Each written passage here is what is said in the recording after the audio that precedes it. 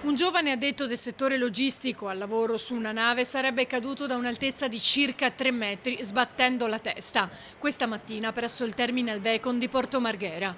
Secondo le prime informazioni, l'operaio ha 20 anni ed è stato assunto con contratto interinale. È stato soccorso dai sanitari del 118 che l'hanno stabilizzato e trasportato all'ospedale di Mestre d'urgenza, dove è ricoverato in prognosi riservata. I sindacati, nell'esprimere profonda tristezza e amarezza, dicono basta. Siamo costernati, affranti, molto addolorati perché si è verificato l'ennesimo incidente infortunio sul lavoro, che è una condizione devastante, insomma, anche solo a prenderne la notizia che possa succedere. E come si dice che un lavoratore vada a lavorare e che poi non riesca a tornare a casa con le sue gambe, devastante. Tanto più un lavoratore giovane all'interno del porto di Venezia, che è un lavoro pericoloso, dove, come dire, l'adeguata formazione che sicuramente viene fatta non è mai troppo adeguata se succedono queste cose.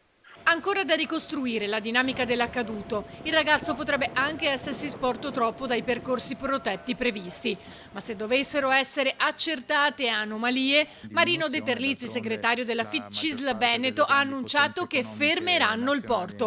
Una internazionali persona, ha stanno detto, non rallentando a deve causa morire della di pandemia. lavoro. In questo i sindacati sono uniti.